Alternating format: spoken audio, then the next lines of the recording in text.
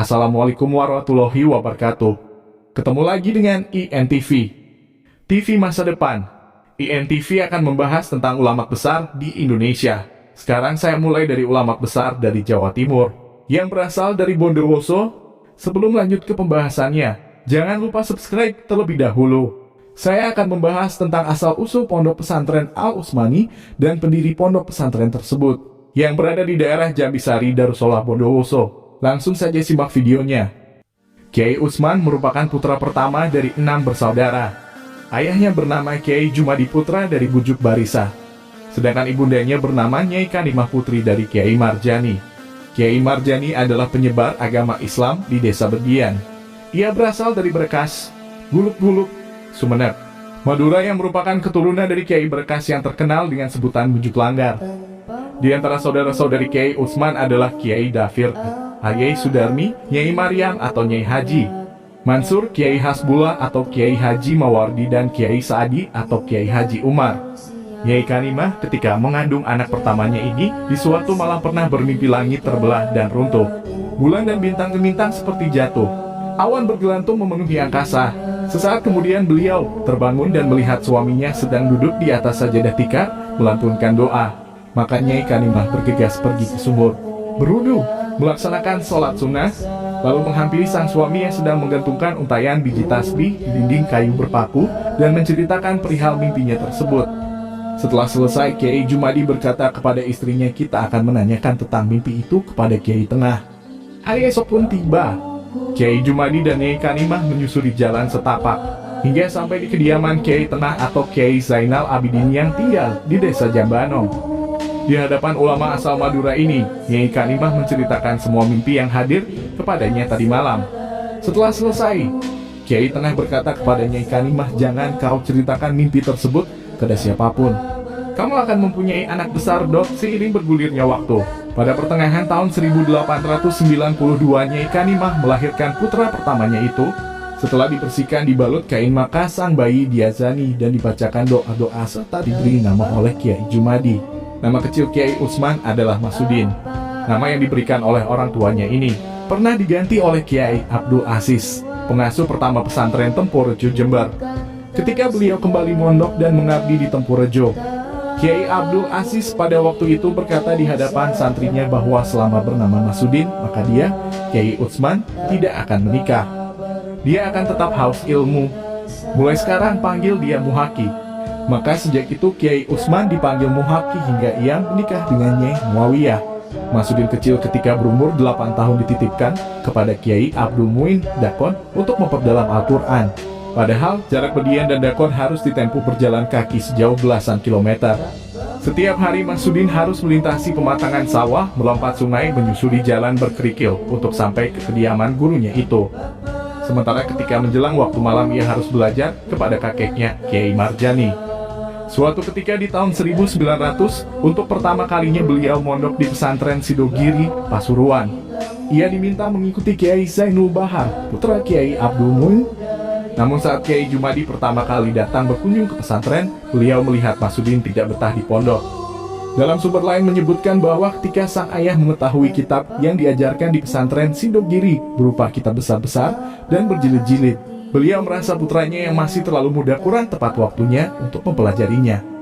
Walhasil, Masudin dipulangkan dan dipindahkan ke Pondok Banyuanyar, Pamekasan, di bawah asuhan Kiai Abdul Hamid bin Itsbat. Periode ini ditempuh Masudin selama 15 tahun, sumber lain menyatakan 17 tahun. Di Pondok Banyuanyar ini Masudin mulai mempelajari beberapa cabang ilmu, di antaranya ulumul Quran, hadits, ilmu fikih, tasawuf, dan ilmu alat di bawah bimbingan Kiai Abdul Hamid. Beliau sangat pandai dalam bidang gramatika, nahu. Banyak kesaksian menyebutkan bahwa beliau hafal kitab Alfiyah Ibn Malik dengan kandungannya hanya dalam waktu 11 hari. Sehingga tidak diheran lagi jika Kiai Subhan, cucu beliau, bisa menghafal kitab tersebut selama 21 hari. Masudin atau Kiai Utsman ketika menimba ilmu di Pondok Banyuanyar memiliki banyak teman karib yang telah menjadi ulama-ulama besar. Di antaranya Kiai Asad Syamsul Arifin Sukorejo, Kiai Zaini Munin Paiton, Kiai Asmuni Genteng, dan beberapa kiai lain. Beliau juga sangat akrab dengan putra Kiai Abdul Aziz, putra gurunya. Beliau sering ditugasi mencuci pakaian dan melayani keperluan-keperluannya. Oleh karena itu, setelah mondok di Banyuanyar, ia menyertai Kiai Abdul Aziz mondok di pesantren Sidogiri di bawah asuhan Kiai Nawawi Nur Hasan. Dalam riwayat lain dinyatakan bahwa sebelum kembali mondok di Sidogiri, Masudin pernah nyantri di Lasem di bawah asuhan Mbah Maksum meskipun tidak lama. Kemudian pindah ke Sidogiri. Periode nyantri di pesantren Sidogiri dilalui Masudin belasan tahun pula. Ia menetap di sana hingga akhir periode kepemimpinan Kiai Nawawi. Selain belajar ilmu agama, Masudin memaksimalkan waktunya untuk mengabdi di dalam tempat tinggal Kiai dan keluarganya. Beliau menjalankan aktivitas rutinitas menjelang subuh dengan mengisi bak mandi Kiai, begitu pula ketika menjelang sore hari. Selama di Sidogiri, Masudin pernah berguru kepada Kiai Hasin Panji Buduran Sidoarjo atas perintah langsung dari Kiai Nawawi. Untuk menyambung guru selama di Sidogiri, Masudin muda berpindah-pindah dari satu pesantren ke pesantren lainnya. Beliau pernah juga nyantri di Lirboyo, lalu pindah ke beberapa pesantren lainnya sehingga periodisasinya relatif tidak lama. Menjelang hari-hari terakhir di pesantren Sidogiri, Kiai Abdul Hamid Banyuanyar memanggil Masudin dan memerintahkannya untuk menyertai putranya, Kiai Abdul Aziz, merintis pesantren Tempurejo, Jember. Setelah mendengar perintah gurunya itu, beberapa hari kemudian Masudin dan beberapa santri pilihan lainnya pindah ke Tempurejo menyertai Kiai Abdul Aziz. Karena tanpa sepengetahuan ayahnya, Kiai Jumadi tetap mengirimi bekal anaknya ke pesantren Sidogiri dan menitipkan kepada temannya. Sehingga akhirnya sang ayah baru mengetahui dari teman-teman Masudin bahwa putranya tersebut telah pindah ke Tempurejo bersama Kiai Abdul Aziz, putra gurunya ketika nyantri di Pondok Banyuanyar Pamekasan. Di Tempurejo, Kiai Abdul Aziz membangun rumah dan pondokan. Di pondok ini ternyata Masudin tidak hanya datang sebagai santri yang diutus oleh Kiai Abdul Hamid untuk menyertai putranya, namun juga ketika pindah ke Tempurejo, Masudin diperintahkan oleh Kiai Abdul Aziz untuk mengajar santrinya ilmu nahu. Selain itu, beliau juga ikut membangun rumah Kiai, pondok-pondok panggung dari kayu dan bambu, serta berkebun di ladang. Sewaktu di Tempurejo, Masudin pernah diperintahkan Kiainya untuk melaksanakan ibadah haji, sekaligus mengantarkan jamaah Kiai yang lain, dan saat itu Kiai tidak menyertai. Namun di Mekah, ketika Masudin melaksanakan tawaf kudum dan baru selesai 3 putaran, beliau bertemu dengan Kiai Abdul Aziz dan menghadiahkannya peci putih dan surban. Di pesantren Tempurejo, Masudin juga memiliki teman akrab yang setia. Ia bernama Musawir, yang telah berganti nama menjadi Kiai Umar, pengasuh pondok pesantren Sumberuringin. Keduanya ini merupakan santri kesayangan Kiai Abdul Aziz. Selain bertugas mengajar santri, keduanya mempunyai tugas tambahan, yaitu membersihkan dalam Kiai, mencuci mobilnya, dan mengurusi ladang. Di tahun 1928, Masudin melamar Nyai Nuriyah, putri dari Kiai Imam Bujugan. Beliau adalah ulama yang berasal dari Tondudung, Sumeneb. Sebelum melaksanakan pernikahan, Masudin memohon perkenan dari gurunya. Kiai Abdul Aziz berpesan kepada Masudin agar supaya setelah menikah, ia tidak pulang ke Grujugan, melainkan tetap di Bedian dan mendirikan rumah di sebelah timur. Setelah menikah, Kiai Imam memerintahkan Masudi agar supaya menetap di Grujugan. Karena ia tetap memegang erat wasiat gurunya, maka ia setiap hari pulang pergi dari rumah istrinya Grujugan ke Bedian. Hari-hari ia lewati berharap sang mertua melunak sehingga sang istri mau diboyong ke Bedian. Namun takdir berkata lain, pernikahan itu hanya berjalan selama 8 bulan sampai akhirnya Masudin memutuskan untuk tidak melanjutkan pernikahannya. Semua itu ia lakukan demi kepatuhannya kepada sang guru. Rasa sedih tentunya pasti ada, namun hal itu terobati dengan kembalinya ia ke pesantren Tempurejo. Kembalinya Masudin ke pesantren, ia diganti namanya menjadi Muhaki oleh Kiai Abdul Aziz, guru yang telah memiliki jiwanya itu. Muhaki atau Masudin menikah dengan Nyai Muawiyah, putri dari Kiai Komarudin bin Sangki. Beliau adalah seorang penghulu kala itu yang berdinas di Kecamatan Wuringin, Bondowoso. Seminggu setelah kepulangan Muhaki dan istrinya, Bedian menjadi jujukan orang untuk menimba ilmu. Banyak orang yang ingin mondok dan belajar ilmu agama. Beberapa hari kemudian, Kiai Nizar, adik dari Nyai Muawiyah, hijrah pula ke Bedian untuk membantu sang kakak ipar dalam mengembangkan pesantren yang semakin maju. Lalu menyusul juga Kiai Masud. Dari pernikahan dengan Kiai Muawiyah, Masudi atau Muhaki atau Kiai Utsman dikarunia 6 anak. Di antaranya adalah Nyai Rosidah atau Nyai Jelatifah, Nyai Munifah Lorasuki, wafat ketika masih kecil, dan KH. Abdul Hamid yang kelak menjadi penerus beliau menjadi pengasuh kedua pesantren Bedian.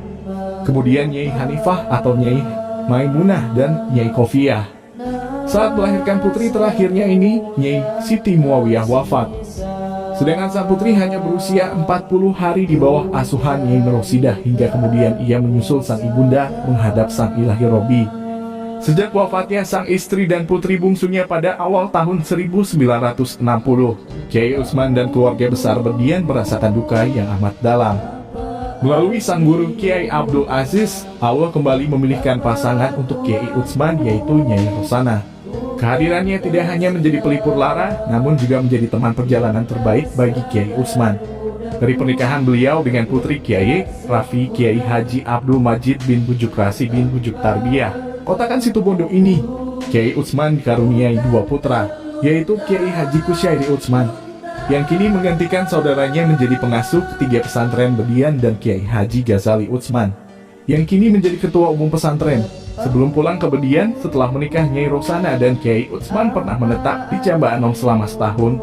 Hal tersebut karena Nyai Rosana memiliki santri dan mengajar di Jamba Anom, sehingga Kiai Utsman harus bolak-balik Bedian Grujugan. Karena beliau juga harus mengimami sholat dan mengajar seperti biasanya di pesantren Bedian. Pada akhirnya Nyai Rosana diboyong ke Bedian dan santri-santrinya menyertai beliau ke pesantren. Sebagai pengasuh pesantren yang baru berkembang, Kiai Utsman bergabung di NU bersama para kiai lain di Bondowoso. Beliau merintis masuknya NU ke seluruh desa di Kecamatan Tamanan, yang mana pada saat itu hanya sedikit orang yang mengerti perihal NU. Dalam perjuangannya ini beliau berjalan kaki siang dan malam dari desa ke desa lainnya untuk membentuk ranting kepengurusan NU dengan ditemani oleh Kiai Mustafa. Melalui organisasi ini beliau menjadi pejuang kebangsaan.